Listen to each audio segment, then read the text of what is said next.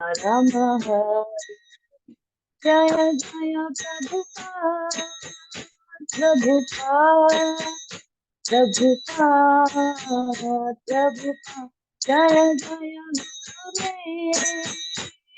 गुरुदेव गुरुदेव गुरुदेव गुरुदेव विठ्ठल गौर हरि बोल हरि बोल विठ्ठल गौर हरि बोल। बोल हरि नाम संकीर्तन की जय हो, श्रील प्रभुपाद की जय हो। आप सभी भक्तों का स्वागत है आज की कक्षा में। तो आज बहुत ही इम्पोर्टेंट चैप्टर होने वाला है शुरू, गीता का सार। आप स्क्रीन शेयर कर सकते हैं please? तो अध्याय 1 में हमने देखा था कि किस तरह से भगवान जब अर्जुन को युद्ध क्षेत्र में बीचों बीच लेके जाते हैं तो अर्जुन विविल्डर होना शुरू हो जाते हैं, और उसके बाद अर्जुन एक के बाद एक रीजन देते हैं कि वो क्यों नहीं लड़ना चाहते हैं। उसमें से हमने 4 कारण पिछली बार मतलब पिछले क्लासेस में डिस्कस किए थे, और आज एक अंतिम कारण आज के मतलब कक्षा में अध्याय 2 में डिस्कस किया जाएगा, और उसके बाद फिर भगवान बोलना शुरू करेंगे। तो चैप्टर 2 जो है वो एक्चुअली सांख्य योग, यानी कि एक तरह से पूरी भगवत गीता का सार है, समरी है। और इसमें पदार्थ और आत्मा के बीच में जो अंतर होता है उसको एनालाइज किया जाता है, मतलब भगवान उसके बारे में बता रहे होते हैं।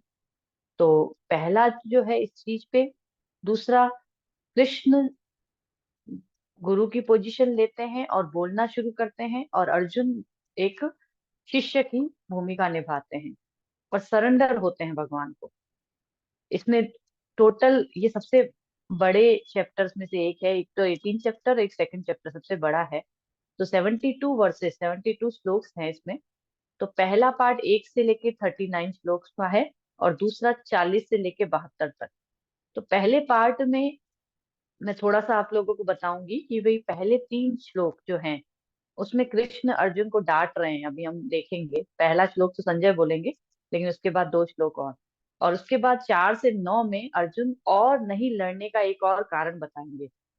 इसके बाद भगवान सांख्य योग के बारे में जो मेन उसकी टीचिंग्स हैं, जो शिक्षाएं हैं सांख्य योग की, कि पदार्थ और आत्मा में क्या डिफरेंस है वो बताएंगे। एक्चुअल में ये जो चीज है इस तरह से चलेगी कि पहले भगवान सांख्य योग के बारे में बताएंगे, फिर तीसरे और चौथे और पांचवें चैप्टर में कर्म योग के बारे में बताएंगे, फिर छठे चैप्टर में ध्यान योग के बारे में बताएंगे। उसके बाद भक्ति योग आएगा 7 चैप्टर में। तो ये एक लेडर होती है, योगा लेडर कहा जाता है जिसको। एक्चुअल में ये चीज भगवान अब सेकंड चैप्टर से शुरू करेंगे बोलना। और ये क्यों होती है? क्योंकि इसी के द्वारा हमारी आध्यात्मिक उन्नति होती है।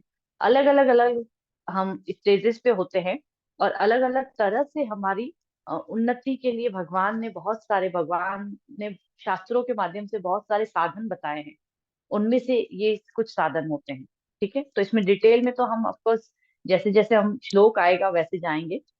एक और चीज है, एक कथा आती है बहुत सुंदर सी, उसको मैं पहले शेयर करूंगी आप लोगों के साथ, उसके बाद हम श्लोका बाई श्लोका लेंगे। बहुत ही सुंदर कथा है ये, पद्म पुराण में आती है, जब भगवान शिव पार्वती माता को गीता की महिमा सुनाते हैं। और बातचीत के दौरान भगवान शिव भगवान विष्णु और लक्ष्मी देवी की बातचीत के बारे में बताते हैं। भगवान शिव किसको बता रहे हैं? पार्वती माता को। क्या बता रहे हैं कि भगवान विष्णु एक बार लक्ष्मी माता को इस तरह से ये कथा सुना रहे थे, ऐसे बताते हैं। तो वो क्या बताते हैं कि एक समय एक ब्राह्मण था, बहुत ही अच्छा धर्मी आचरण वाला व्यक्ति था, और वो पंढरपुर में रहता था। उसका नाम था देवश्याम। उसे सारे यज्ञ कर्म सब करने आते। कोई भी गृहस्थ मतलब जो होता है उसको यज्ञ दान और तप करना चाहिए, है ना। परिस्थिति के अनुसार हमको जैसे जैसे चेंज होता है वो अलग बात होती है, बट वो बहुत ही उत्सुक रहता था और तपस्या करता था। और साथ ही साथ वो आत्मा और परमात्मा के बारे में जानने के लिए भी उत्सुक रहता था। तो इस तरह से जब वो करता था तो एक दिन वो एक योगी से मिला जो कि ज्ञान से पूर्ण था और अष्टांग योग को फॉलो करता था। अब अष्टांग योग के बारे में हम आगे छठे चैप्टर में पढ़ेंगे। लेकिन अष्टांग योग क्या होता है, जहाँ पे योगी जो होता है ध्यान पे बैठता है, और यम नियम आसन प्राणायाम इस तरह से 8 अंग होते हैं उसके। तो वो योगी जो था अष्टांग योग से पूर्ण था, और ध्यान में बैठा था, और उसकी आंखें बंद थी, आधी बंद थी, और नाक के टिप पे वो ध्यान लगा रहा था, जैसे कि फिर हम पढ़ेंगे 6th चैप्टर में आगे। तो इस तरह से देखने के बाद जो देव श्याम था वो बहुत आकर्षित हुआ, उसे लगा कि मैं पूछूं तो सही कि आप क्या कर रहे हो, और किस तरह से मैं भी यह शांति का अनुभव कर सकता हूँ। तो उसने पूछा उनसे। तो उस योगी ने देव श्याम को कहा कि आप सोहपुर नामक स्थान पे जाइए, वहां पे एक आदमी है, उसका नाम है मित्रवान। आप उससे जाके मिलिए, वो बकरी पालन करता है। और मैं मतलब वो सोचने लगे, देवश्याम सोचने लगे कि ये खुद तो ध्यानी है, आराम से ध्यान लगा रहा है, और मुझे कह रहा है कि मित्रवान से जाके मिलो, जो कि एक बकरी का पालन करता, बकरियों का पालन करता है वो आदमी। तो उन्होंने कहा हाँ। तो कहा कि किससे पता, कैसे, क्यों मैं उनके पास जाऊं? बोला कि मैं भी उन्हीं से ज्ञान आत्म साक्षात्कार सीखा हूँ, तुम भी उनके पास जाओ। तो चला जाता है। वहां पे वो नदी किनारे पे एक स्थान था, वहां पे वो मित्रवान व्यक्ति बैठा था, और वहां पे वो बकरियां चरा रहा था, मतलब उनकी बकरियां चल रही थी आराम से, और वो ध्यान में बैठा था। और दूर से देखते हुए बहुत ही सुंदर तेजोमय उनका शरीर था, मतलब दिखने में ही सुंदर लग रहा था, ऐसा शांत इंसान। तो फिर वहां पे उन्होंने देखा कि बकरियां जो थी वहां पे घूम रही थी, और उसके पास में एक शेर भी थे, वो भी घूम रहे थे, लेकिन शेर बकरी को खा नहीं रहा था। अब देव श्याम ये देख के बहुत आश्चर्यचकित हुआ। तो उन्होंने फिर क्या किया, उन्होंने उनसे, उस आदमी से जो कि मित्रवान था, उससे जाके पूछा कि मैं यहाँ पे कृष्ण प्रेम को प्राप्त करने के लिए जो विज्ञान है वो सीखने आया हूँ आपसे, वो साइंस मुझे सीखनी है, कृपया मुझे बताएं कि कैसे किया जाता है, और आपने कैसे इसको प्राप्त किया है। फिर उन्होंने बताया कि मुझे एक योगी मिले थे, उन्होंने आपके बारे में मुझे बताया था। एक के अंदर एक कहानी चल रही है, थोड़ा सा ध्यान से सुनिएगा, लेकिन बहुत ही इंटरेस्टिंग है। तो फिर और साथ में फिर उसने पूछा कि ये मेरे सामने क्या हो रहा है, यहाँ पे बकरी भी खड़ी है और शेर भी है, और आप आराम से बैठे हैं, आपकी बकरियां चल रही है, शेर उसको खा नहीं रहा है। तो मित्रवान बोले कि मैं आपको एक कहानी सुनाता हूँ। अब फिर से एक कहानी उसके अंदर। अब उन्होंने क्या सुनाया कि बहुत साल पहले मैं यहाँ पे अपनी गायों को चरा रहा था, तो अचानक से एक शेर आया, और हम सब दौड़ने लगे, डर गए, क्योंकि गाय भी डर गई, और शेर शेर को देख के मैं भी डर गया, तो हम सब दौड़ने लगे। तभी अचानक से आगे जाके, हाँ मतलब सॉरी, बकरियों को चरा रहा था, क्योंकि बकरियां थी ना, बकरी पालन करता था वो। तो बकरियों को चरा रहा था, तो बकरियां दौड़ने लगी, और मैं भी दौड़ने लगा, लेकिन कुछ स्थान पे दूरी पे जाके बकरियां जो थी वो रुक गई, और शेर जो था वो भी हमारे पीछे दौड़ते दौड़ते रुक गया। और शेर ने अचानक से बोला कि अचानक से मुझे ऐसा लग रहा है कि मुझे बहुत अधिक शांति महसूस हो रही है, मेरी भूख भी मिट गई है, और मुझे कोई हिंसा करने की इच्छा नहीं हो रही है। और उधर बकरियों ने भी बोला कि मुझे कोई डर ही नहीं लग रहा है कि शेर मेरे सामने खड़ा है। और वे दोनों फिर मित्रवान के पास गए।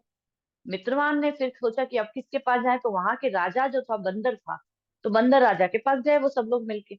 और वहां पे जाके पूछा, तो उस बंदर ने बताया कि यहाँ पे एक शिव का मंदिर है, यहाँ पे एक ऋषि था सुकाम नामक का, वो भगवान को प्राप्त करने के लिए आया था, और उसने एक साधु की भगत करी थी यहाँ पे आके।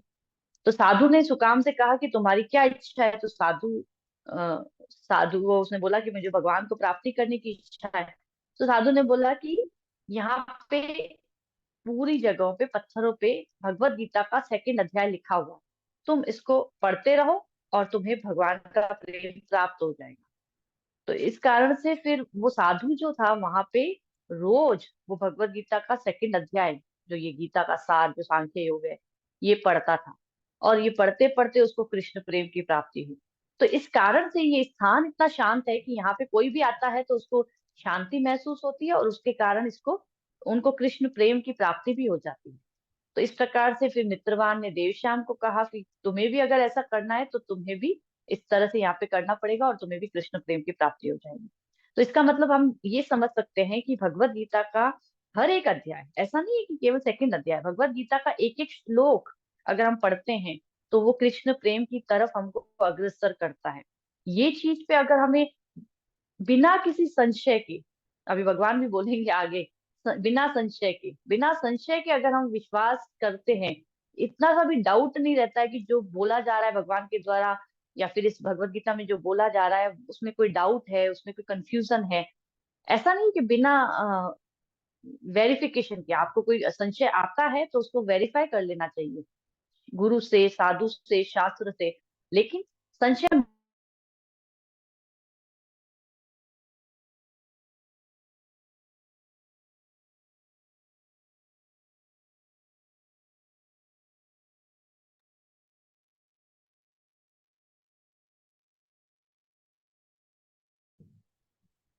हरे कृष्णा। सॉरी, मेरा कोई कॉल आ गया था। ठीक है, सॉरी। आवाज आ रही है मेरी? जी माता जी, हरे कृष्ण। ठीक है, ओके। तो अब हम भगवत गीता का सेकंड अध्याय शुरू करते हैं। गीता का सार जो पहला श्लोक है, संजय उवाच तम तथा कृप्याविष्टम अश्रुपूर्णा कुलेक्षणम विषीदन्तमिदं वाक्यम उवाच मधुसूदन। संजय ने कहा, करुणा से व्याप्त, शोक युक्त, अश्रुपूरित नेत्रों वाले अर्जुन को देखकर मधुसूदन कृष्ण ने ये शब्द कहे। अब यहाँ पे तीन चीजें। प्रभुपाद पहले ही लाइन में तात्पर्य के बोल रहे हैं, भौतिक पदार्थों के प्रति करुणा, शोक तथा अश्रु, ये सब असली आत्मा को न जानने के लक्षण हैं। भौतिक पदार्थों के लिए, है ना, आध्यात्मिक के लिए करुणा होती है, शोक होता है, अश्रु आते हैं। कि जैसे कि हमको हमारे गुरु महाराज हमेशा कहते हैं कि अगर तुम हरे कृष्ण महामंत्र का जप करते हो और तुम्हें अश्रु नहीं आते हैं, तो तुम्हें इस बात के लिए रोना चाहिए कि तुम्हें अश्रु नहीं आते हैं। और अगर फिर भी तुम्हें अश्रु नहीं आते, तो तुम्हें इस बात के लिए रोना चाहिए कि तुम्हें सोचने के बाद भी अश्रु नहीं आते हैं। और अगर फिर भी नहीं आते, तो फिर इस बात के लिए रोना चाहिए कि सोच रहा हूँ, सोच रहा हूँ, सोच रहा हूँ, फिर भी नहीं आ रहे हैं। कितनी खतरनाक चीज है। हम बिल्कुल स्टोन की तरह है हमारा हृदय।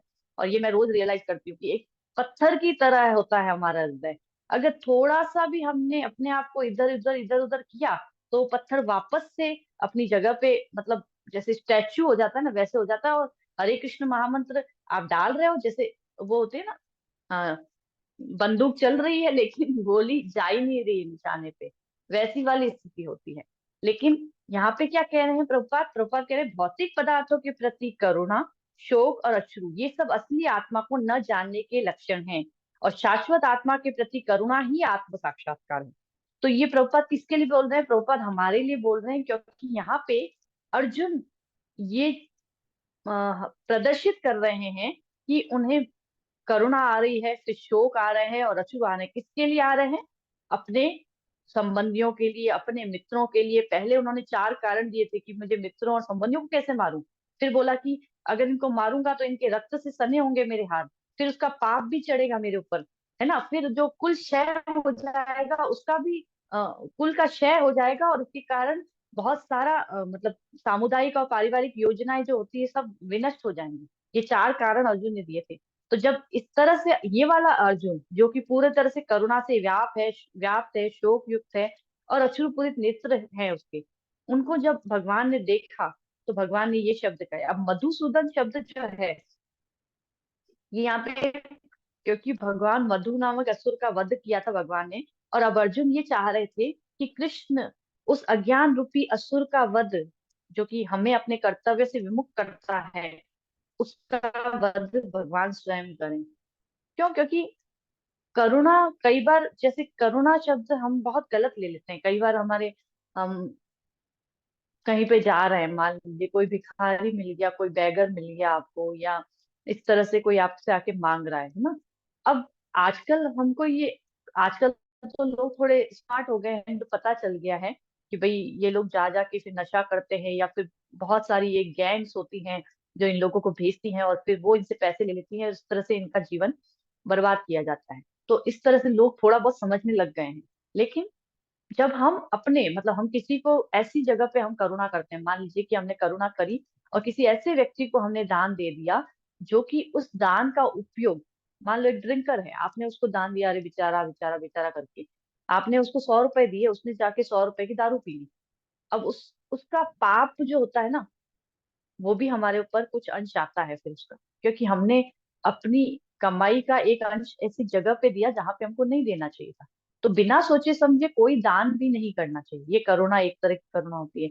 कई बार हम करुणा करते हैं कि भाई हॉस्पिटल्स खुलवा लिए, वृद्धाश्रम खुलवा लिए, प्याऊ खुलवा लिए, भोजन खिला रहे हैं, ये सब कुछ करुणा में आता है। लेकिन प्रभुपाद यहाँ पे एक बहुत अच्छी चीज कह रहे हैं कि यह कोई नहीं जानता कि करुणा का प्रयोग कहाँ होना चाहिए। डूबते हुए मनुष्य के वस्त्रों के लिए करुणा मूर्खता होगी। अब इसका क्या मतलब हुआ कि मान लीजिए कि एक आदमी है, वो डूब रहा है, अब उसको बचाते बचाते दूसरा आदमी गया, और वो थोड़ी देर के बाद बाहर आता है, और उसके हाथ में उस पहले वाले आदमी जो डूब रहा था उसका कोट है। वो आके कहता है मैंने बचा लिया, बचा लिया, बचा लिया। किसको बचा लिया? इस कोट को बचा दिया। अरे आदमी कहाँ है? आदमी तो डूब गया। तो फिर ऐसी करुणा का क्या फायदा? करुणा तो करी उसने, गया भी वहां पे, किया भी, लेकिन किसको बचा के आ गया? कोर्ट को। उसी प्रकार से हम भी कई बार क्या करते हैं, एक व्यक्ति को मान लीजिए आपने खाना खिलाया। अब मैं कई बार देखती हूँ कि भाई बहुत सारी जगहों पे, हमारे यहाँ पे भी लोग पैकेट के पैकेट आके, आपने एक दिन उसको खाना खिला दिया, दूसरे दिन खाना खिला दिया। करना चाहिए, ऐसा नहीं कि किसी को भूखा देखें हम, जेन्युइनली वो भूखा है और हम उसको खाना न खिलाएं, ये बात नहीं है। पहले के जमाने में तो वैदिक समाज में ये नियम होता था कि एक व्यक्ति जो गृहस्थ होता है वो बाहर जाता था अपने घर में खाना बनने के बाद, और बाहर जाके बोलता था कि कोई भूखा तो नहीं है, किसी को भोजन की आवश्यकता है क्या, कोई भूखा तो नहीं है। इस तरह से वो 3 बार आवाज लगाता था। अगर उसमें से कोई भूखा व्यक्ति अगर आपके सामने आता है उस वक्त, तो वो उसको पहले भोजन खिलाया जाता, उसके बाद वो उसका परिवार भोजन खाते। इस तरह से ये नियम होता था। वैदिक समाज में बहुत सारे ऐसे संस्कार और नियम होते थे, बहुत अच्छे होते थे। आजकल तो कुछ भी हम नहीं करते हैं फॉलो उसके, बट केवल ये सोच के कि अरे वाह, मैं तो भूखों को भोजन खिलाता हूँ, तो मैं बस। कई बार हम जैसे कहीं पे दान करने को किसी को बोलते हैं, बहुत सही जगह पे बोलते हैं, लेकिन उसके बावजूद भी लोग सोचते हैं कि भाई हम तो अपनी मर्जी से दान करेंगे, हमको जहाँ पे समझ में आएगा हम वहीं पे करेंगे। लेकिन ऐसा नहीं करना चाहिए। हमको गुरु साधु और शास्त्र के कहे अनुसार, और जैसा बताया जा रहा है उस अनुसार जब हम करते हैं, तो उससे क्या होता है कि अगर हमको, मान लो हमको नहीं पता है, हम गलत जगह पे कर लेते हैं, अभी हमारी सही जगह पे चला जाएगा, क्योंकि हमने ऑथोरिटी को फॉलो किया है ना, तो हमारे से कोई गड़बड़ नहीं होगी। तो इस प्रकार से ये चलो दान की बात होगी, दूसरी तरह से भी हम कई तरह से करुणा करते हैं। तो वो सारी करुणा केवल शरीर के लेवल पे होती है। शरीर के लेवल पे करुणा करने का क्या फायदा? लेकिन अगर किसी व्यक्ति को हमने शरीर के साथ साथ उसको भगवान की भक्ति में लगा दिया। मान लीजिए कि कोई व्यक्ति आता है हमारे पास, हमारा प्रचार में हमारा यही एक, मैं उस पर थोड़ा सा ज्यादा बल दे रही हूँ क्योंकि ये बहुत इंपॉर्टेंट चीज है। प्रचार में हमारे पास यही एक क्या कह सकते हैं, विजन होना चाहिए कि जैसे मान लीजिए कि कोई व्यक्ति है, भूला भटका आपके पास आता है, तो भी हमको वही चीज बतानी है कि आपको भगवान के अंश है, हम भगवान के अंश है, हमको भगवान से जुड़ना है। ठीक है, लेता है तो भी ठीक है, नहीं लेता है तो भी ठीक है, जितना लेता है उतना भी ठीक है। फिर अगर कोई व्यक्ति है, दुखी है किसी तरह से, आर्थ अर्थार्थी जिज्ञासु और ज्ञानी, 4 तरह के लोग भगवान कहते हैं कि मेरे पास आते हैं। तो अगर अथार्थी है या आर्थ है तो भी हम उसको क्या करेंगे, हम किसी तरह से उसको, उसकी प्रॉब्लम सुनना, उसको मोटिवेट करना, उसको प्रॉब्लम से निकालना, उसमें हेल्प करना, ये सब एक पार्ट होता है। लेकिन दूसरा पार्ट, धीरे धीरे उसको वो प्रॉब्लम कभी आए ही ना, इससे निकालने के लिए उसको इंकरेज करना, ताकि वो धीरे धीरे कृष्ण की तरफ आने लग जाए। वो सही, जो हमारा शरीर और आत्मा में डिफरेंस है, और फिर आत्मा के लेवल पे हम किसके अंश हैं, और फिर उस कृष्ण की तरफ जाना, उस भगवान की तरफ जाना, उसके लिए उसको इनकरेज करना, ये भगवत गीता हमको सिखाती है। तो ये जो चीज है, ये प्रचार का सही तरीका होता है। ये एक्चुअली में विजन होना चाहिए एक व्यक्ति का, जो कि वास्तव में ये जानता है कि हम कृष्ण के अंश हैं। अगर वो जानता है तो, अगर वो खुद ही नहीं जानता है तो वो दूसरे को क्या देगा? ऑफ कोर्स, जैसे कि हमारे पास मान लीजिए कि हम किसी ब्रांड के बहुत बहुत ज्यादा फेवरेट है हमारी वो ब्रांड, हम कुछ भी खरीदते हैं। अब हम क्या करेंगे, हम चलते फिरते ही उसका प्रचार करते रहेंगे। अरे अरे, पता है तुमको, मैं तो हमेशा यहीं से खरीदती हूँ और मुझे बहुत बहुत, मतलब मैं बहुत सेटिस्फाइड हूँ उससे। उसी प्रकार से जब हम बहुत ज्यादा सेटिस्फाइड होंगे, हमको इतना ज्यादा अंदर में अपने आप से विश्वास होगा कि हम बिल्कुल सही रास्ते पे हैं, हम कृष्ण के अंश हैं, और हमें भगवान के धाम वापस जाना है, और मुझे कोई गलतफहमी नहीं है कि मैं गलत कर रही हूँ कुछ ऐसा, मतलब मुझे कोई डाउट नहीं है, इसमें संशय नहीं है। तो फिर हम क्या होंगे, हम आगे वाले को भी, मतलब हमारे साथ जो भी जुड़ना चाहेगा, या हमारे साथ जुड़ना भी नहीं चाहे, हमसे जो भी मिलेगा, हम किसी ना किसी प्रकार से उसको ये करेंगे, और अगर हम नहीं करेंगे तो हम अपने आचार से, हमारे व्यवहार से प्रदर्शित कर पाएंगे। ये एक्चुअली सही चीज है देने के लिए, इसको कहते हैं करुणा। तो यहाँ पे भगवान ये कह रहे, प्रभुपाद ये कह रहे हैं, सॉरी, प्रभुपाद कह रहे हैं कि करुणा का प्रयोग कहाँ होना चाहिए ये भी पता होना चाहिए। अज्ञान सागर में गिरे हुए मनुष्य को केवल उसके बाहरी पहनावे यानी स्थूल शरीर की रक्षा करके नहीं बचाया जा सकता, और जो इसे नहीं जानता और बाहरी पहनावे के लिए शोक करता है वह शूद्र कहलाता है। लेकिन अर्जुन तो क्षत्रिय था, तो इसीलिए भगवान आगे क्या बोलेंगे, क्योंकि अर्जुन क्षत्रिय है और क्षत्रिय से ऐसी आशा भगवान नहीं कर रहे हैं, इसलिए भगवान आगे उनको बोलेंगे। तो ये अध्याय जो है मेनली हमें भौतिक शरीर और आत्मा के वैश्लेषिक अध्ययन द्वारा आत्म साक्षात्कार का उपदेश देता है।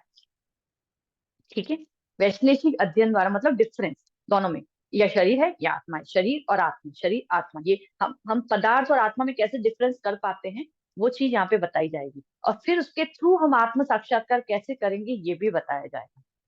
ठीक है, तो ये पहला श्लोक है जिसमें इस तरह से बताया जा रहा है। सेकंड श्लोक पे आ जाएंगे।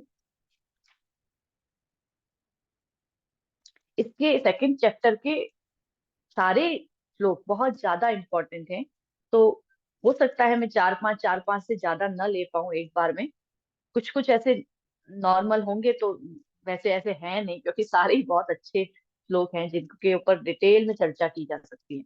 बट फिर भी हम 5 श्लोक मिनिमम लेने का प्रयास करेंगे हर क्लास में। श्री भगवान उवाच कुतस्त्वाकश्मलमिदं विश्वमे समुपस्थितम् अनार्यजुष्टम् अस्वर्ग्यम् अकीर्ति कर्म अर्जुन। अब श्री भगवान ने कहा, हे अर्जुन, तुम्हारे मन में यह कलमश आया कैसे? यह उस मनुष्य के लिए तनिक भी अनुकूल नहीं है जो जीवन के मूल्य को जानता हो। इससे उच्च लोक की नहीं अपितु अपयश की प्राप्ति होती है। बहुत ही इंपॉर्टेंट चीज है। क्या कह रहे हैं भगवान? भगवान कह रहे हैं, एक तो यहाँ पे पहली बार शब्द यूज हुआ श्री भगवान, तो ये इंपॉर्टेंट है, क्योंकि मैंने इंट्रोडक्शन क्लासेस में जिन्होंने अटेंड करी होगी उनको बताया था इंट्रोडक्शन क्लासेस में कि भगवान शब्द कहाँ पे यूज होता है, जब किसी व्यक्ति के अंदर, व्यक्ति का मतलब किसी के अंदर 6 गुण हो। क्या? एक तो वो धनवान हो सबसे ज्यादा, एक सबसे ज्यादा शक्ति हो उसके अंदर, यश सबसे ज्यादा हो, सौंदर्य सबसे ज्यादा हो, ज्ञान और त्याग। अब भगवान के, श्री भगवान किसके लिए यहाँ पे यूज हो रहा है? ऑफकोर्स कृष्ण के लिए, क्योंकि बात कौन कर रहा था? अर्जुन और कृष्ण ही तो कर रहे थे, और कृष्ण को यहाँ पे श्री भगवान ने कहा, इस तरह से बोला जा रहा है। आप पूरी भगवत गीता में देखेंगे संजय उवाच लिखा हुआ है, अर्जुन उवाच लिखा हुआ है, लेकिन जहां पे भी कृष्ण बोल रहे हैं वहां पे श्री भगवान उवाच लिखा हुआ है। तो श्री भगवान क्यों है? क्योंकि उनके अंदर ये 6 गुण हैं। भगवान सबसे ज्यादा सुंदर हैं, उनकी उनकी मतलब इतनी अधिक सुंदरता है कि कामदेव भी हार जाते हैं। और ऐसी मैंने कई स्टोरीज आपको इंट्रोडक्शन क्लासेस में सुनाई थी, बहुत अच्छे से डिस्कस किया था हमने इसको, अभी मैं उस डिटेल में बहुत ज्यादा नहीं जाऊंगी। और धनवान, भगवान सबसे ज्यादा, लक्ष्मी जी उनके चरणों में वास करती हैं, तो भगवान सबसे ज्यादा धनवान है। शक्ति भगवान के अंदर सबसे ज्यादा है, बलवान है। यश, अब भगवान चोरी भी करते हैं तो भी वो फेमस हो जाते हैं, तो यश भगवान का सबसे ज्यादा है। ज्ञान भगवान के अंदर सबसे ज्यादा है, सब सब सारे के सारे ब्रह्मा जी भी उनकी स्तुति करते हैं और कहते हैं कि हम आपके चरणों के दास हैं। तो ज्ञान भगवान में सबसे ज्यादा है, और विरक्ति, त्याग जो होता है वो भी भगवान में सबसे ज्यादा है। जब गोपियों को ये हल्का सा अहंकार हो गया कि कृष्ण इसलिए तो हमारे साथ है क्योंकि हमें कुछ तो है, और इतना समझते ही, क्योंकि भगवान को तो सब पता चलता है ना, तो भगवान ने इतना समझते ही वहां से गायब। तो ये जो चीज है ये हमको समझ में आती है यहाँ से, भगवान, भगवान क्यों यूज किया जा रहा है कृष्ण के लिए, और बार बार इस चीज को अपने अंदर रिपीट करना चाहिए, है ना। तो एक बार क्या हुआ था, शिल प्रभुपाद के शिष्य ने उन्हें भगवान कहकर संबोधित किया। किसको? कई बार होता है ना, कई गुरु गुरु सब अपने आप को भगवान कहलवाते हैं, एक बार प्रभुपाद को उनके शिष्य ने ऐसे ही भगवान बोल दिया, तो प्रभुपाद ने उनको मिशन से ही निकाल दिया। क्यों? क्योंकि प्रभुपाद ने कहा कि अगर आज ये इस तरह से बोलेंगे तो कल को ये इस चीज को और ज्यादा मोटिवेट करेंगे, और फिर ये अगर कहीं भूल से भी ये चीज स्थिर हो गई, स्थिर का मतलब आगे चल के आगे की जनरेशन में पास आउट हो गई, तो फिर गड़बड़ हो जाएगी। जिस चीज को ये ISKCON is the international society of Krishna consciousness. कभी भी बार बार जब प्रभुपाद से पूछा इंटरनेशनल सोसाइटी ऑफ भगवान कॉन्शियसनेस भी क्यों नहीं लिखा है, या ईश्वर कॉन्शियसनेस क्यों नहीं बोला है, लेकिन गॉड कॉन्शियसनेस क्यों नहीं बोला है, इट मीन्स, लेकिन स्पेसिफिकली प्रभुपाद ने कृष्णा कॉन्शियसनेस बोला, क्योंकि कृष्ण ही भगवान है। ईश्वर भी वही है, परमात्मा भी वही है, भगवान भी वही है, सब वही है, वही सोर्स है सबके। ये चीज क्लियर है, और प्रभुपाद को क्लियर थी, प्रभुपाद को क्लियर थी, इसलिए उन्होंने यही चीज आगे पास ऑन करी। कृष्ण स्रोत हैं, बाकी सब जो है ना, चाहे ब्रह्मा है, सूर्य है, विष्णु है, सॉरी विष्णु क्या, ब्रह्मा है, सूर्य है, इंद्र है, जो भी है, शिव है, ये सब उनके पोस्ट हैं। तो वो जो पोस्ट होती है, वो पोस्ट पे एक व्यक्ति आता है, कुछ समय के लिए रहता है और फिर चला जाता है, लेकिन कृष्ण स्रोत हैं, उनके फिर अंश हैं, विष्णु उनके अंश है, नारायण उनके अंश हैं, इस तरह से, ठीक है ना। तो एक बार चैतन्य महाप्रभु की पास टाइम में भी ऐसा आता है कि जब महाप्रभु को कोई भगवान बोलता था, तो भी वो अपने कान बंद कर देते थे, क्योंकि गलत चीज नहीं पास ऑन करनी है, कभी भी गलत चीज जो बोला गया है वो as it is pass on करना है, एक डाकिए की तरह, कभी भी कोई गलत चीज पास ऑन नहीं करनी है, क्योंकि उससे अर्थ का अनर्थ बन जाता है, और फिर वही चीज आगे चल के हमारी जो संस्कृति है, हमारे जो संस्कार हैं, उनको बिल्कुल ही गड़बड़ कर देती है। तो इसीलिए इस चीज का ध्यान रखिएगा कभी भी भविष्य में भी, ठीक है। अब एक और चीज है कि परम सत्य जो होता है, उसका बोध 3 अवस्थाओं में होता है। बहुत ही इंपॉर्टेंट चीज है, बहुत ध्यान से सुनिएगा। एक तो होते हैं ब्रह्म, आप लोगों ने ब्रह्म का नाम सुना होगा, एक होता है परमात्मा और एक होता है भगवान।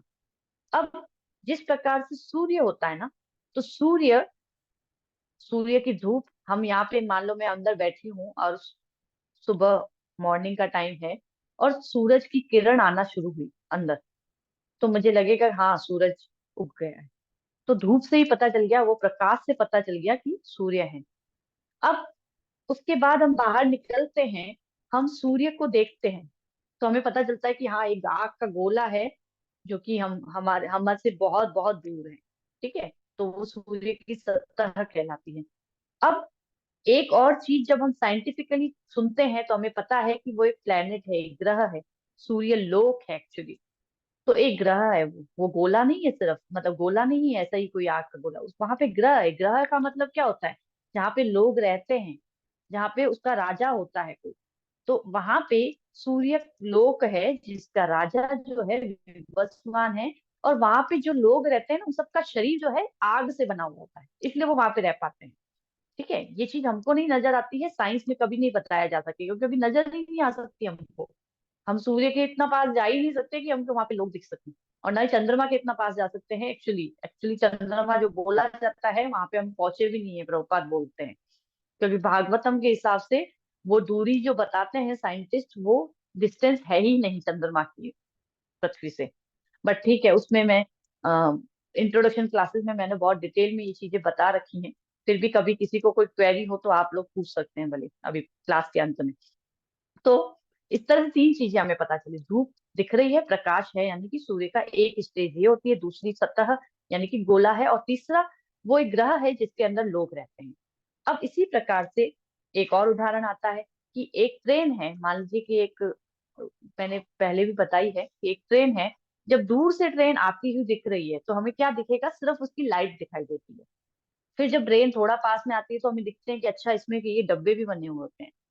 फिर हम उसके अंदर जब जाके देखते हैं कि अच्छा इसके अंदर एक एक कोच के अंदर सीटें हैं इस तरह से, और लोग यहाँ पे बैठे होते हैं। 3 स्टेजेस हो गए। तो उसी प्रकार से परम सत्य जो कि स्रोत है, कृष्ण जो कि, वो 3 तरह से जाने जाते हैं। एक ब्रह्म, ब्रह्म का मतलब है कि एक रोशनी है जो कि भगवान के शरीर से निकलती है, ठीक है। दूसरा परमात्मा, परमात्मा का मतलब क्या, कि भगवान, क्योंकि हम सब भगवान के अंश हैं, तो हमारे अंदर भगवान स्वयं एक एक आत्मा के साथ परमात्मा रूप में भगवान रहते हैं। जब हम कहते हैं कण कण में भगवान है, ये सही है, कण कण में भगवान है, चेतन और अचेतन दोनों में भगवान है, लेकिन कण कण में भगवान कैसे हैं, अंश के रूप में है, क्योंकि उन्होंने अपने एक्सपेंशन कर रखा है हर एक जीवात्मा के अंदर। फिर तीसरा भगवान स्वयं है, जो कि अपने ग्रह अपने लोक में रहते हैं, जो कि गोलोक वृंदावन धाम है, जो कि यहाँ से बहुत दूर है, सबसे ऊपर है, जिसको हम सोच भी नहीं सकते, वो इतना ऊपर है ना। तो इस तरह से तीन चीजें हुई, ब्रह्म, परमात्मा और भगवान स्वयं। तो ब्रह्म, हम क्या होते हैं कि किसी को ब्रह्म के बारे में पता होता है तो वो कहता है बस ब्रह्म में ही लीन हो जाना है। किसी को परमात्मा के बारे में पता होता है तो तू भी परमात्मा, मैं भी परमात्मा, इसलिए मैं भी भगवान, तू भी भगवान, चलो खत्म यहीं पे बात। लेकिन एक्चुअली में ये भी कंप्लीट नहीं है, दूसरी स्टेज भी कंप्लीट नहीं है, तीसरी स्टेज जाके कंप्लीट है कि ब्रह्म के रूप में, ब्रह्म क्या है, भगवान के शरीर से निकलने वाला तेज, उसको, रोशनी को देख के लोग सोचते हैं कि हमको इसमें लीन हो जाना है। फिर परमात्मा रूप में भगवान स्वयं हर एक के हृदय में निवास करते हैं, इसीलिए वो हमको गलत और सही में डिस्क्रिमिनेशन कराते हैं बुद्धि के द्वारा। अब हमने अगर उस परमात्मा की आवाज सुन ली तो हम कभी गलत काम नहीं कर पाएंगे, लेकिन अगर हमने आवाज नहीं सुनी, इग्नोर मारा, तो हम गलत काम करते रहते हैं फिर। लेकिन भगवान हमारी स्वतंत्रता कभी नहीं छीनते, ये एक प्रॉब्लम और है। हमारी स्वतंत्रता उन्होंने हमको दे रखी है कि भाई हाँ ठीक है, तुम जो चाहो सो करो, अंत में अर्जुन को भी बोलेंगे। तो ये एक चीज है, इसी वजह से परमात्मा रूप में जब हम भगवान का, मतलब हम इतना ज्यादा उसको रियलाइज नहीं कर पाते क्योंकि हम आवाज सुनना ही नहीं चाहते। और तीसरा, भगवान स्वयं गोलोक वृंदावन धाम में है, ये तो बिल्कुल ही नॉलेज नहीं रहती है, बिल्कुल ही नॉलेज नहीं रहती। किसी से पूछो ना भगवान कौन है, हाँ शिव जी भी हैं, शायद गणेश जी भी होंगे, शायद ये भी होंगे, और पता नहीं ब्रह्म के रूप में होते हैं या फिर हर कण कण में हैं, कुछ भी बोलते रहते हैं हम लोग, कुछ भी बोलते रहते हैं क्योंकि नॉलेज नहीं है। लेकिन भगवत गीता में ये लिखा हुआ है, इसलिए मैं इतने कॉन्फिडेंस से बोल रही हूँ, प्रभुपाद ने बोला है इसलिए इतने कॉन्फिडेंस से बोल रही हूँ कि भगवान तीन रूप में जाने जाते हैं, ब्रह्म, परमात्मा और स्वयं भगवान। और भगवान स्वयं जो बोल रहे हैं, इसका मतलब है वो व्यक्ति रूप में भगवान है, भगवान व्यक्ति हैं। वो पसंद और नापसंद करते हैं, वो अपने भक्तों को बहुत पसंद करते हैं। जब हम कहते हैं ना कि वो दुष्टों का विनाश करने के लिए आते हैं और भक्तों की आगे बढ़ाने के लिए आते हैं, इस तरह उद्धार करने के लिए आते हैं, तो ये चीज वो व्यक्ति है इसलिए पसंद करते हैं चीज। कई बार लोग कहते हैं कि भगवान मोर पंख ही क्यों पे, उनकी पसंद है, उनको नीले वस्त्र पसंद, पीले वस्त्र पसंद है, इस तरह से वो पसंद करते हैं, व्यक्ति हैं। जैसे हमारी अलग अलग चॉइस होती है हमारी खुद की, उसी प्रकार से भगवान की भी चॉइस है ये, तो वो उनकी चॉइस है। भगवान को अपने भक्त तो बहुत पसंद है। ऐसा नहीं है कि वो किसी भी जीवात्मा के प्रति पार्शल होते हैं, इम्पार्शल होते हैं। पार्शल और इम्पार्शल वो नहीं होते हैं, वो सबके साथ समान, अगर तुम ये काम करोगे तो इसका ये फल आएगा। लेकिन वो अपने भक्तों को पसंद इसलिए करते हैं क्योंकि उनके भक्तों उनका कहना, अब हमारे घर में हमारा बच्चा हो, दो बच्चे हैं, एक कहना नहीं मानता है, दूसरा कहना मानता है, जैसा अपन बोलते हैं वैसा करता है, तो हमें कौन सा बच्चा ज्यादा पसंद होगा, जो कहना मानता है। और ऑफकोर्स पेरेंट्स जो होते हैं अपने बच्चों का कभी बुरा नहीं चाहते, उसी प्रकार से भगवान हमारा कभी बुरा नहीं चाहते हैं, इसलिए वो हमको सही चीज बताते हैं। बट हम कहना मानते हैं या नहीं मानते हैं, ये हमारे ऊपर होता है, इसीलिए हम उनकी चॉइस में आते हैं या नहीं आते हैं, ये उनके ऊपर होता है। ठीक है, थोड़ा सा इस श्लोक पे हम ज्यादा रुके क्योंकि बहुत इंपॉर्टेंट, कुतस्त्वा कश्मल निदम। भगवान, अब मेन चीज पे आ रहे हैं। अभी तक तो हम भगवान शब्द पे ही चर्चा कर रहे थे कि भगवान आखिर क्या है। अब अर्जुन को क्या भगवान बोल रहे हैं, पहली बार बोल रहे हैं भगवान, पहली क्या बोल रहे हैं, हे अर्जुन तुम्हारे मन में ये कलमश आया कैसे, अब क्यों ऐसा बोल रहे हैं, क्योंकि क्षत्रिय है अर्जुन। और क्षत्रिय की क्या क्वालिफिकेशन होनी चाहिए कि क्षत्रिय कभी डरता नहीं है, क्षत्रिय मार धाड़ करने के लिए तैयार रहता है अगर जरूरत पड़ती है तो, बिना मतलब के नहीं, लेकिन वो डरता नहीं है, कायर नहीं बनता है। तो फिर कहा कि तुम आर्य होके ऐसा कैसे कर सकते हो, आर्य, क्योंकि आर्य और अनार्य दो दो चीजें होती हैं, है ना। आर्य संस्कार होता है कि आर्यों में ये संस्कार दिया जाता है कि वो अपने वर्णाश्रम धर्म के अनुसार अपना कार्य करते हैं। तो क्षत्रिय जो होते हैं उनके अंदर ये एबिलिटी होती है, योग्यता होती है कि वो युद्ध क्षेत्र में अपनी पीठ नहीं दिखाते हैं, वो डरपोक नहीं होते हैं। तो इस वजह से यहाँ पे भगवान ये कह रहे हैं। जैसे परशुराम का उदाहरण आता है, परशुराम ने जब क्षत्रियों को मारा था तो उसके बाद फिर ये संस्कृति और ज्यादा आई थी। भाई ऐसा नहीं है कि केवल क्षत्रिय क्या कह सकते हैं, कास्ट से हो, कि भाई हाँ हाँ क्षत्रिय कास्ट में, कास्ट से नहीं होना है। क्षत्रिय स्वभाव से और अपने कर्म से उस तरह से वर्णाश्रम जो कहा जा रहा है, ब्राह्मण क्षत्रिय वैश्य और शूद्र। अंग्रेजों को भी, जैसे मैंने पिछली बार भी बताया था कि अंग्रेजों को भी, जो कि मलिच्छ कहलाते हैं, उनको भी प्रभुपाद ने ब्राह्मण बनाया, क्योंकि कर्म से, क्योंकि स्वभाव से उन्होंने अपने आप को उस चीज में ढाला। और फिर ऐसे ऐसे अंग्रेज जो कि बहुत ही उस अवस्था में रहते थे, वो पूरी तरह से अपने आप को चेंज करके ब्राह्मण जो संस्कृति है उसको उन्होंने अपनाया। तो इस वजह से वो ब्राह्मण कहते हैं। ठीक है, तो ये एक चीज है। तो भगवान क्या कह रहे हैं कि तुम्हारे मन में ये कलमश कैसे आया? यह उस मनुष्य के तनिक भी अनुकूल नहीं है जो जीवन के मूल्य को जानता हो। तो इसीलिए मलिनता, आर्य आर्य से क्या होती है, मलिनता के क्या कह सकते हैं, उम्मीद नहीं की जाती है। इसीलिए उसके लिए खास करके भगवान बार बार बार बार ऐसे बोलेंगे, आगे भी बोलेंगे। और साथ में क्या कह रहे हैं, उच्च लोक की नहीं, अपयश की प्राप्ति होती है। तुम सोच रहे हो कि तुमको बहुत प्रेस्टीज मिल जाएगी कैसे? अगर क्षत्रिय पीठ दिखाता है तो उसकी, उसके लिए अच्छा नहीं है। लोग उसको अपयश करेंगे, उसके कर्तव्य पथ में भी ये बाधक बन रही है चीज, कायर होना। तो फिर इसलिए उसको ऐसा नहीं करना चाहिए, भगवान इस तरह से कह रहे हैं। ठीक है, नेक्स्ट श्लोक पे आ जाइए।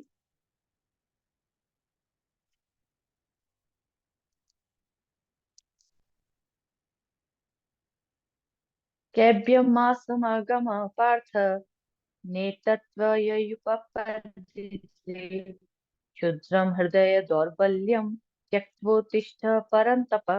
हे प्रथा पुत्र, इस हीन नपुंसकता को प्राप्त मत हो, यह तुम्हें शोभा नहीं देती। हे शत्रुओं के दमन करता, हृदय की क्षुद्र दुर्बलता को त्याग कर युद्ध के लिए खड़े हो। अब वापस से वही चीज बोल रहे हैं, प्रथा पुत्र, क्योंकि प्रथा जो है कृष्ण के पिता वसुदेव की बहन थी, यानी कि कुंती महारानी। तो इसलिए कृष्ण के साथ उनका संबंध था, अर्जुन का रक्त का संबंध भी था, इसलिए प्रथा पुत्र बोल रहे हैं।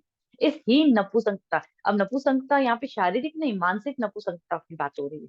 क्या बात हो रही है कि क्षत्रिय होते हुए लड़ने से मना कर रहे हो, यानी कि कायर बन रहे हो।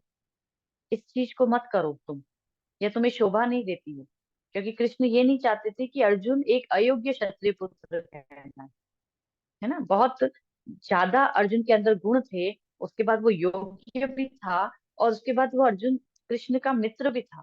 तो इस वजह से अर्जुन को भगवान स्वयं उनके रथ का संचालन कर रहे थे, और इस वजह से वो चाहते थे कि वो कोई गलत कार्य न करे जो कि धर्म के अनुसार सही नहीं है।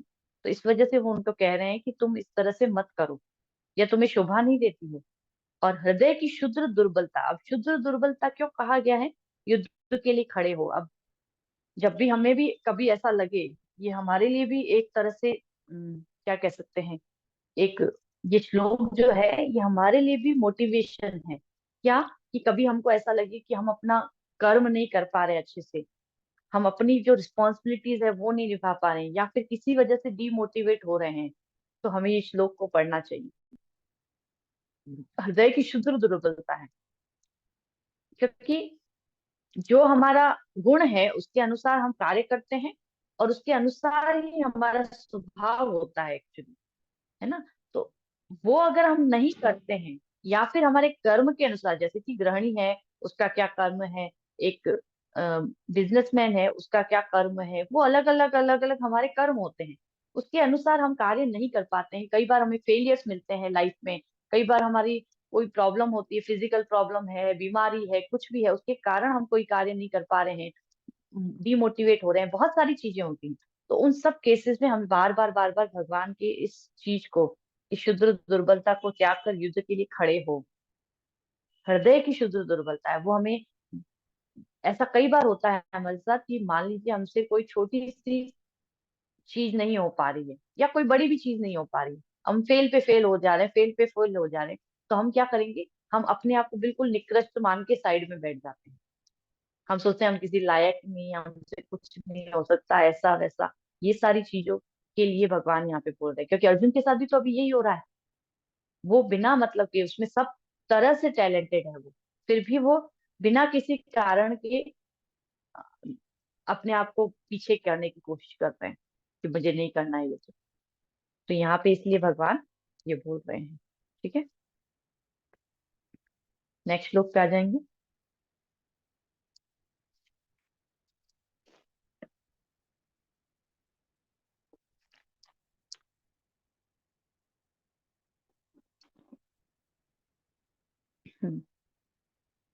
अर्जुन उवाच कथं भीष्ममहं संख्ये द्रोणं च मधुसूदन ईशुभिः प्रतियोत्सामि पूजा पूजाहार वरिसूदन।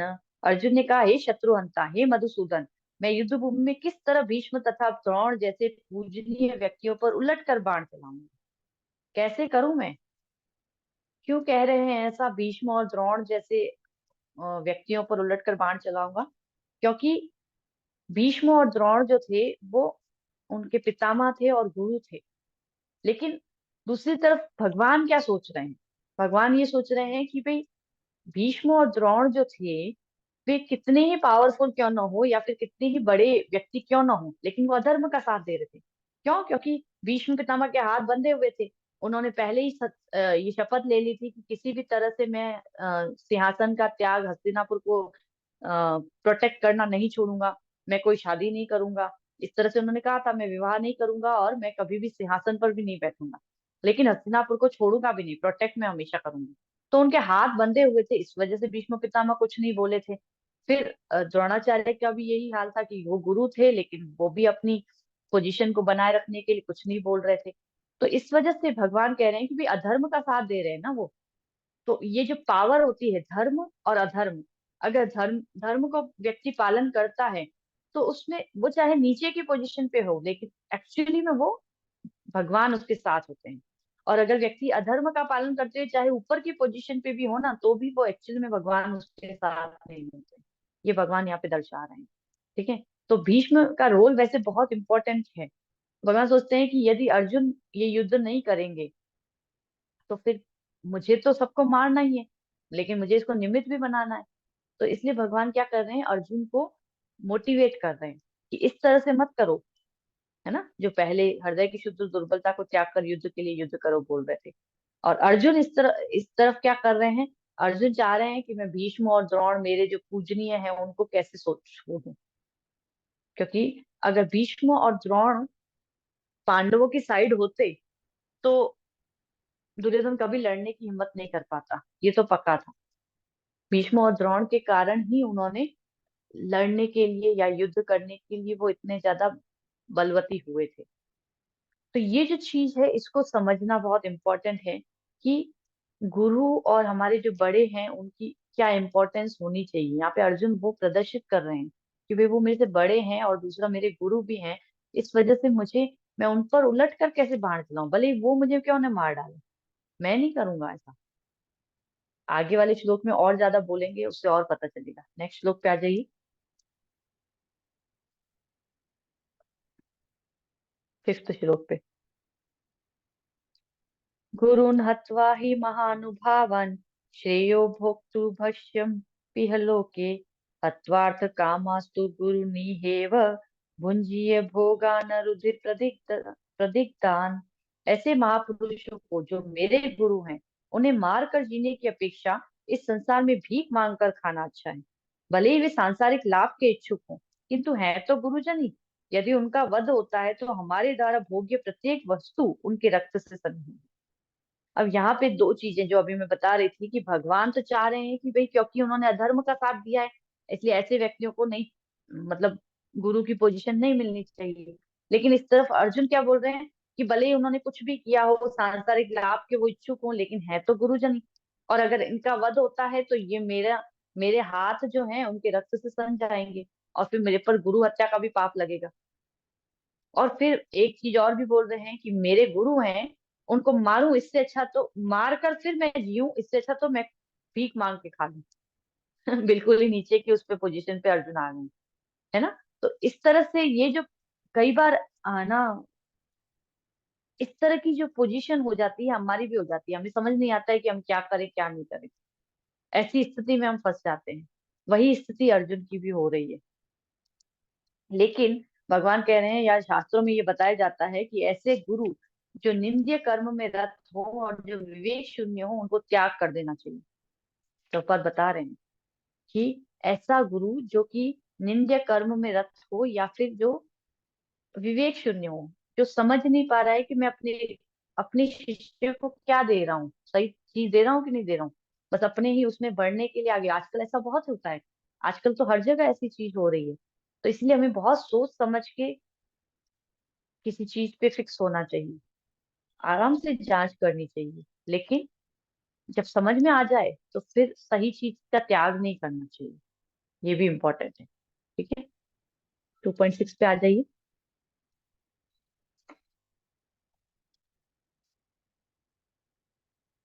न चेतदिह कतरनुगरीयो यदा जयेम यदि वा नो जयेयु ज्ञानेन हत्वा न जिजीविषाम सतेव स्थिता पर प्रमुखे धृतराष्ट्रा।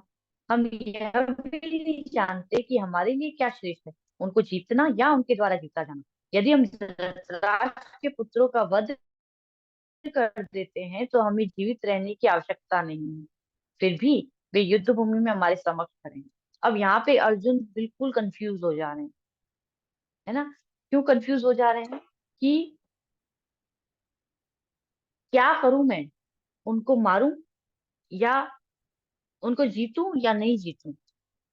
मतलब वो मुझे जीत लेंगे तो मैं हार जाऊंगा, जो मैं जिस युद्ध के लिए जिसके लिए आया हूं यहाँ पे। और अगर उनको मैं जीत लेता हूँ तो मुझे लगेगा कि मैंने उनको मार के अपने हाथ रक्त से सना दिए। ये क- पूरी तरह से जो बिविल्डरमेंट की स्थिति होती है ना, कभी कभी हमारे साथ भी होती है कि हम समझ ही नहीं पाते हैं कि हमें यहाँ जाना है कि यहाँ जाना है ना? वही स्थिति अर्जुन की हो रही है। क्यों? क्योंकि जीत निश्चित नहीं है। प्रभुपाद बोल रहे हैं कि यदि एक तरफ होता ना कि भाई पक्का होगा कि जीत तो निश्चित है, तो भगवान को तो पता है कि अर्जुन ही जीतेगा, लेकिन अर्जुन को तो अभी नहीं पता है ना। अब कई बार हम जैसे कोई कोशिश किए जा रहे हैं, किए जा रहे हैं, किए जा रहे हैं, लेकिन हमें तो पता नहीं है कि हमारी जीत होगी कि नहीं होगी। और उस कारण से हम क्या होते हैं, कंफ्यूज हो जाते हैं, इस पे टाइम खराब कर रहा हूँ, करूँ कि नहीं करूँ, करूँ कि नहीं करूँ, करूँ कि नहीं करूँ। वैसे ही अर्जुन की स्थिति हो रही है कि भाई ये जो चीज मैं करने जा रहा हूँ, इतने सारे हत्या कर दूंगा, इतने सारे वध कर दूंगा, लोगों का नाश हो जाएगा, स्त्रियां विधवा हो जाएंगी, बच्चे अनाथ हो जाएंगे, मेरे हाथ रक्त से संचाएंगे, मेरे मेरे ऊपर पाप चढ़ेगा, कुलों का क्षय हो जाएगा, ये सब होगा।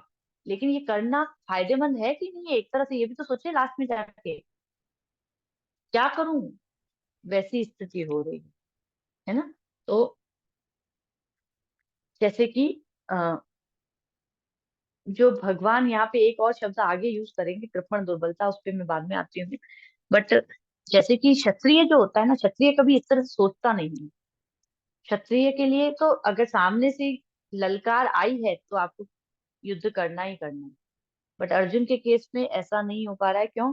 क्योंकि अर्जुन एक भक्त हृदय है, करुणा से अभिभूत है, दयालु भी है, और साथ साथ में वो धर्म और अधर्म के बीच में एक जो वो धर्म समझ पा रहे हैं, वो अभी के लिए क्या धर्म समझ पा रहे हैं कि मैं पीछे हट जाऊं तो ज्यादा अच्छा है, दूसरों को मार के ऐसा क्या प्राप्त कर लेना, ये सब उनके लिए अभी धर्म हो रहा है। भगवान के हिसाब से एक्चुअली में धर्म क्या होता है, जो भगवान चाहते हैं उसको फॉलो करना, वो धर्म है। अब अर्जुन ये चीज अभी तक नहीं समझ पा रहे हैं, इसलिए वो बार बार कंफ्यूज हो रहे हैं। ठीक है, नेक्स्ट श्लोक पे आ जाएंगे। एक लास्ट श्लोक हम ले लेते हैं।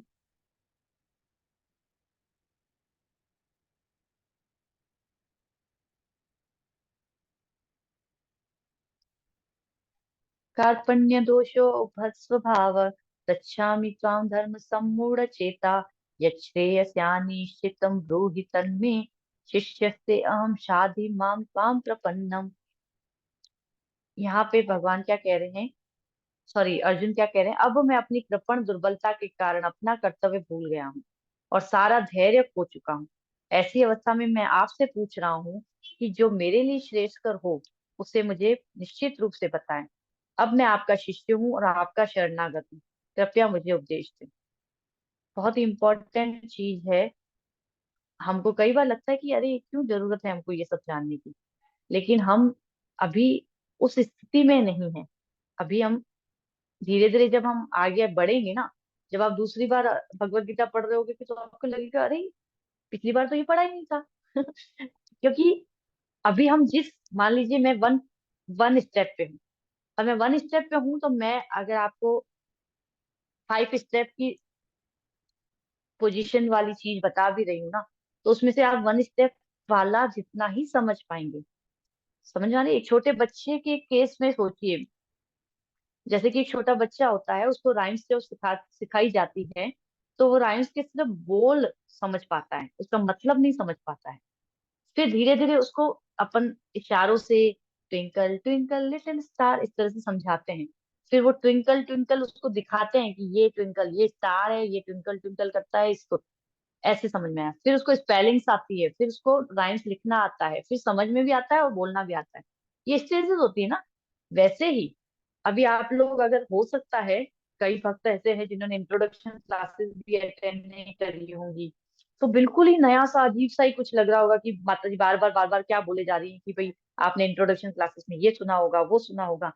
वो सब होता है, लेकिन जितना समझ में आए, क्योंकि भगवान भगवत गीता में बोल रहे हैं कि इस ज्ञान को इतना सा भी थोड़ा भी अगर हम समझते जाते हैं, तो फिर ये धीरे धीरे करके हमारी आध्यात्मिक उन्नति तक हमको ले जाता है। मतलब पूरी हायर स्टेज तक हमको ले जाता है। बट स्टार्ट तो कहीं से करना ही पड़ेगा। अगर हम ये बच्चे अरे अरे अरे, नहीं नहीं ऐसे नहीं डायरेक्टली बस अभी तो बस राइम्स पूरी आई जानी चाहिए, नहीं ऐसा नहीं होता है ना। हम उसको पहले लिपसिंग करना सिखाते हैं, सिर्फ सिर्फ लिपसिंग। उसी प्रकार से अगर आज आप लोगों को ये चीज नहीं भी समझ में आ रही है कि अर्जुन की स्थिति क्या है और हमको क्यों बताया जा रहा है इतना सब कुछ, लेकिन फिर भी सुन लीजिए। और जब सुनते जब दूसरी बार आप खुद पढ़ेंगे यही भगवत गीता उठा के, और ये चीज तो मैं बार बार बोलती ही हूँ आप लोगों को कि अगर आपके पास भगवत गीता नहीं है जो हम पढ़ रहे हैं Bhagavad Gita as it is, तो आप लोग एक कॉपी अपने लिए ले लीजिए। आप लोग किसी को भी कह सकते हैं, प्रवीण प्रभु हैं, श्याम प्रिया माता जी हैं, सीमा माता जी हैं, मैं हूँ, आरती माता जी हैं, मंजू माता जी हैं, जो भी जिससे भी आप कनेक्टेड हैं, जिसके थ्रू आप इस क्लास में कनेक्ट हुए हैं, उनसे आप मंगवा सकते हैं, मुझे कह सकते हैं, आप तक भगवत गीता पहुंचा दी जाएगी। अगर आप अजमेर के अजमेर में हैं, और नहीं तो ऑनलाइन हम आराम से मंगा सकते हैं। तो उसके बाद क्या होगा कि आप जब इन श्लोकों को पढ़ेंगे, प्रभुपाद के तात्पर्य को पढ़ेंगे, फिर आपको इंटरेस्ट आने लगेगा। इंटरेस्ट आएगा तो आपके क्वेश्चंस उठेंगे तो और ज्यादा समझ में आने लगेगा। जब तक क्वेश्चंस नहीं उठते हैं, इसका मतलब हम सिर्फ आ रहे हैं जा रहे हैं, है ना। ऐसा होता है ना क्लास में भी। तो उसी प्रकार से यहाँ पे भी हमको ध्यान से सुनने का प्रयास करिए। जितना समझ में आता है अच्छी बात है, वापस पढ़िए, वापस लेक्चर सुनिए। रिकॉर्डिंग आपके पास आ जाती है हमेशा ग्रुप में। एक एक दो बार सुनिए। शुरू शुरू में मैंने आपको कई लोगों को बता रखा है कि शुरू शुरू में हमारे काउंसलर जब हमारे पास भगवद गीता की क्लास सुनाते थे, हमको हफ्ते में एक बार ही क्लास होती थी, पूरे हफ्ते कोई नहीं। और तो उसी क्लास को मैं 3 बार सुन लेती थी, क्योंकि मुझे लगता था मुझे तो ये चीज समझ ही नहीं आई थी। मैंने तो इस चीज को तो मैं भूल गई। अगली बार जब क्वेश्चन पूछा जाता था तो आंसर याद ही नहीं रहता था, तो मैं 3 बार सुनती थी।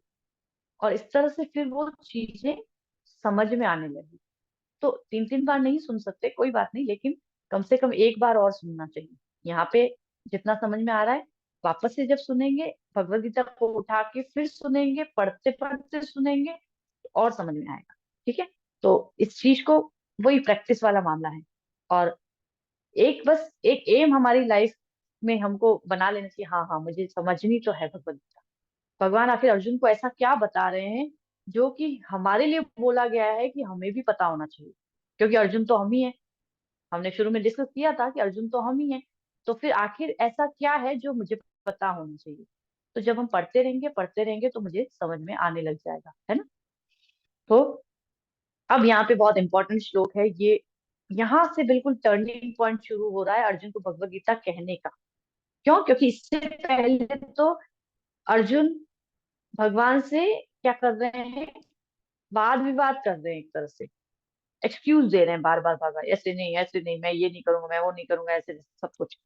लेकिन यहाँ पे आने के बाद कह रहे हैं कि मैं अपनी कृपण दुर्बलता मतलब, मैं कृपण मतलब क्या होता है पता है? कंजूस। कंजूस का मतलब क्या हुआ कि मुझे, मेरे अंदर वो चीज नहीं होनी चाहिए, या मेरे पास कोई चीज है लेकिन मैं उसको देना नहीं चाहता हूँ, ये कंजूस होता है। हमारे पास मान लीजिए कुछ है, लेकिन मैं किसी के साथ शेयर नहीं। मान लीजिए अब आज बार बार ये भगवत गीता का ज्ञान, भगवान कहते हैं कि जो दूसरे को देता है वो मुझे सबसे अधिक प्रिय है। भगवान 18 चैप्टर में बताएंगे, हमने पढ़ा भी था जिन्होंने भगवत गीता साथ में पढ़ी थी। तो इसका मतलब क्या हुआ कि भगवान को भी वो लोग पसंद हैं जो कि जो जो चीज उनके पास है वो दूसरों को देने में बहुत अच्छा महसूस करते हैं, कृपण नहीं है।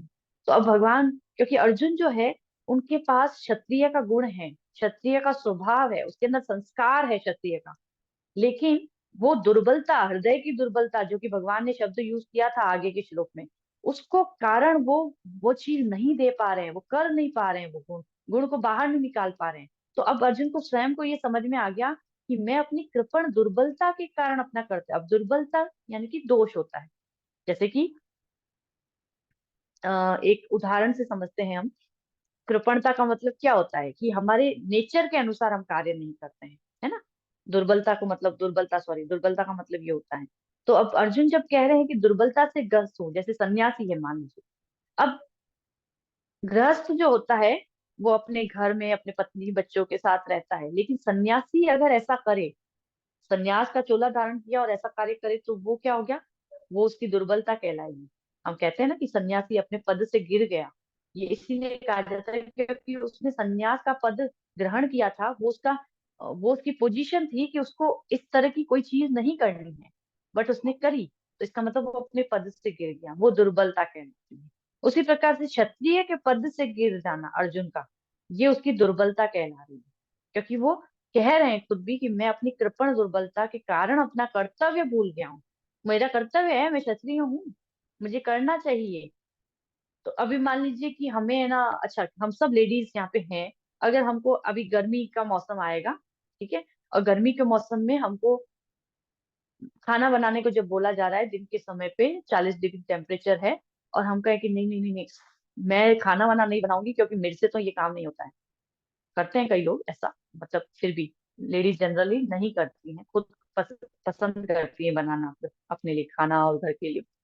तो अगर कोई लेडीज ऐसे बोलती हैं तो इसका मतलब वो अपने पद से गिर रही है। क्यों? क्योंकि उसका ये उसका ये रिस्पॉन्सिबिलिटी है कि वो अपने घर में प्रसाद बनाए और सबको खिलाए।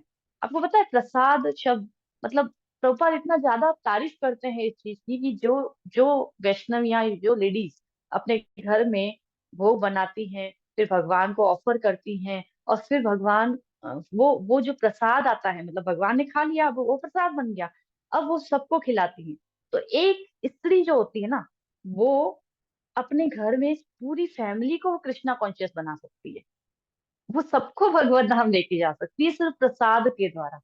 इतनी इतनी ज्यादा प्रभुपाद तारीफ करते हैं इस चीज की, इतनी ज्यादा। तो यानी कि क्या किया उसने, सिर्फ अपने जो उसका कर्तव्य था उसको पूरा किया, और तो कुछ नहीं कर रही है, बस कर्तव्य है उसको पूरा कर रही है। और किस तरह से कर रही है, कृष्णा कॉन्शियस होके पूरा कर रही है।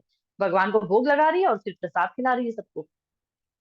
बहुत ही सोने पे सुहागा हो जाता है। वैसे तो करना ही चाहिए, लेकिन अगर अच्छे से, मतलब अच्छे से आप भोग बना रहे हो कि ये भगवान खाएंगे, उस कॉन्शियसनेस से बनाते हो, और फिर उसके बाद वो भोग खाने के बाद भगवान को ऑफर करने के बाद तुलसी पत्र लगा के अच्छे से भगवान ने खा लिया और फिर सबको खिलाते हो, तो आपने घर को ही कृष्णा कॉन्शियस बना लिया। फिर मंदिर वंदिर ठीक है सब कुछ, लेकिन चेतना मंदिर हो गई पूरी, चेतना ही मंदिर हो गई। इसीलिए फिर अलग से मंदिर कुछ करने की जरूरत नहीं होती है। फिर हम मंदिर जाते हैं, बहुत अच्छा है, लेकिन हम खुद मंदिर बना सकते हैं अपने घर को। वही चीज यहाँ पे है कि क्षत्रिय है भाई तू, तो क्षत्रिय है तो हृदय की दुर्बलता क्यों कर रहा है। तो अब अर्जुन को भी समझ में आ गया कि मैं अपनी ही कृपण दुर्बलता के कारण मेरा कर्तव्य भूल रहा हूँ, और अब तो मेरा धैर्य भी जा रहा है। तो अब मैं आपसे पूछ रहा हूँ कि जो मेरे लिए श्रेयस्कर हो उसे निश्चित रूप से बताएं। तो श्रेयस्कर हो किससे पूछना चाहिए, ये बहुत अच्छी चीज यहाँ पे आ रही है कि अर्जुन किससे पूछ रहे हैं। अर्जुन स्वयं भगवान से पूछ रहे हैं, किसी गड़बड़ गड़बड़ व्यक्ति से नहीं पूछना है कभी भी, मुझे बता दो। मोटिवेशनल स्पीकर से तो बिल्कुल मत पूछिएगा, है ना, तो ये बहुत गड़बड़ हो जाती है आजकल तो। सबको धीरे धीरे धीरे धीरे चीजें, क्योंकि मोटिवेशनल स्पीकर या फिर कोई भी ऐसे ही उलझुल जो बाबा जी बन जाते हैं, वो लोग सिर्फ बाहरी तौर पे अपने आप को प्रसिद्ध करने के हिसाब से वो चीजें करते हैं, लेकिन जो परंपरा से आता है, जो स्वयं भगवान देते हैं, उसको लेने से हमारी शुद्धि होती है। बाकी कोई चीज हमको नहीं बचा सकती। परिवर्तन आपको खुद को नजर आएगा कुछ समय तक क्लासेस अटेंड करने के बाद, मुझे अलग से बताना नहीं पड़ेगा। यहाँ पे कुछ उदाहरण हैं, उनसे आप पूछ सकते हैं, और मैं खुद भी एक उदाहरण हूँ। क्योंकि मैं भी ऐसी ही थी, मतलब कुछ भी नहीं, गड़बड़, सब साथ सब गड़बड़ था मामला। लेकिन समझ में आने लगा धीरे धीरे, तो अब विश्वास हुआ है। अभी परिवर्तन कितना हुआ है पता नहीं, बट विश्वास हो गया है कि सही जगह पे है, गड़बड़ नहीं है मामला। अभी जाएंगे तो सही जगह पे पहुंच जाएंगे, अभी पहुंचे हैं। कल मैं एक क्लास सुन रही थी, उसमें बोले कि अरे, इस चीज से क्या फर्क पड़ता है कि आप 1,000 करोड़ जन्म के बाद भगवान के धाम जाएंगे। वो ऐसे प्रभु जी जोक मार रहे थे, मतलब कि अगर हमको ये भी पता चले कि 1 करोड़ जन्म के बाद, 1 लाख जन्म के बाद, 10,000 जन्म के बाद, कुछ कुछ समय के बाद, मतलब कुछ जन्मों के बाद हम जाने वाले हैं भगवान के धाम। अरे, तो हमने तो जन्मों जन्मों जन्मों जन्मों 84 लाख योनियां तो हमने ऐसी एक के बाद एक के बाद एक के बाद एक धारण करी है। याद भी है क्या किसी को कितनी जो योनियां धारण करी है? और उसके बाद नरक गए होंगे या स्वर्ग गए होंगे, फिर वहां से वापस आए होंगे गड़बड़ करके, फिर से आए होंगे, फिर से 84 लाख योनियां। कुछ पता नहीं है। अनंत जन्म, अनंत अनंत काल है, कुछ पता नहीं है हमको। और फिर भी हम इतना घमंड दिखाते हैं कि हम इसी शरीर में जितने साल के लिए भी हैं, हम अपने आप को सर्वे सर्वा मान के रखते हैं। तो इसलिए कहा जाता है कि बहुत अच्छी बात है अगर हमको ये समझ में आने लग जाता है कि हम कुछ समय के बाद जाने वाले हैं। और ये कॉन्फिडेंस कब आ जाता है? जब आप एक गुरु के आश्रय में चले जाते हो। यहाँ पे अर्जुन वही कर रहा है। अब इस सही जगह पे चले गए बिल्कुल। गुरु, भगवान को गुरु बना लिया। अब मैं आपका शिष्य हूँ और आपके शरणागत हूँ। गुरु के पास जाने का मतलब सुने ना, हाँ हाँ, बस बस आपका शिष्य हूँ। शरणागत भी है, सरेंडर होना जरूरी होता है। कृपया मुझे उपदेश दें। क्यों क्यों उपदेश क्यों लिया जाता है? ताकि उस उपदेश का मैं पालन कर सकूं। पालन करना भी बहुत जरूरी है। ऐसे नहीं कि केवल उपदेश गुरुजी ने दे दिया और सुन के और चले बने, उसका पालन करना भी जरूरी होता है। तो इसीलिए अर्जुन क्या कह रहे हैं, मैं आपका शिष्य हूँ और आपके शरणागत हूँ, और कृपया मुझे उपदेश दें। एक एक शब्द पे ध्यान देना होता है। जब हम अपने आप से पढ़ते हैं ना भगवत गीता, तो एक एक शब्द पे ध्यान नहीं जाता है। लेकिन जब हम किसी के अंडर में पढ़ते हैं, तो हमें एक एक शब्द पे ध्यान जाता है, क्योंकि हमको आचार्य वैसे ही करना सिखाते हैं। और फिर हम खुद से पढ़ते हैं तो भी हम फिर ऐसे ही पढ़ते हैं। और हर बार जब, मतलब आज मैं, अगर मैं चौथी बार पढ़ रही हूँ भगवत गीता या पांचवी बार पढ़ रही हूँ, तो मुझे चौथी या पांचवी बार में बिल्कुल अलग रियलाइजेशन होगा। पहली बार में उतना नहीं हुआ होगा, सेकंड टाइम उससे ज्यादा, फिर थर्ड टाइम उससे ज्यादा। इस तरह से भगवान बढ़ाते हैं, क्योंकि हमारी कॉन्शियसनेस का लेवल बढ़ा है। ये चीज मैं आपको समझाना चाहती थी। ठीक है। तो इसलिए जिस व्यक्ति का प्रामाणिक गुरु होता है, प्रभुपाद कह रहे हैं, वह सब कुछ जानता है। अतः मनुष्य को भौतिक उलझनों में न रहकर गुरु के पास जाना चाहिए, और यही इस श्लोक का तात्पर्य है। ठीक है। बहुत इंपॉर्टेंट चीज है कि प्रामाणिक गुरु होना जरूरी है। और प्रामाणिक गुरु के अंडर में फिर हम बिल्कुल सुरक्षित होते हैं। गुरु ने बोल दिया है ऐसा कर लो, वो कर लो, बस खत्म। फिर आप सुरक्षित हैं। गड़बड़ गुरु के साथ होगी तो गुरु जाएगा के साथ होगी, हमारे साथ नहीं होगी गड़बड़, क्योंकि हमने गुरु को सही मायनों में मान के किया। बट सही और गलत, अब गुरु आपके सामने ड्रिंक कर रहा हो, गुरु आपको मांस मछली खिलाने को बोल रहा हो, अगर इस तरह से आप गुरु बना के भी खुश हैं तो फिर गड़बड़ है। हमें इस तरह से नहीं करना चाहिए, बेवकूफ नहीं बनना चाहिए, है ना, अंधविश्वास नहीं करना है, वो वाली चीज है। ठीक है। तो 10 मिनट ज्यादा ले लिए मैंने आप लोगों के, लेकिन ये इंपॉर्टेंट श्लोक था इसलिए थोड़ा समय ज्यादा लिया इस पे। इसको और थोड़ा सा मैं नेक्स्ट क्लास में बताने का प्रयास करूंगी, अगर कुछ और हुआ तो। अगर किसी का कोई प्रश्न है तो पूछ सकते हैं। रिकॉर्डिंग पहले ऑफ कर दीजिए।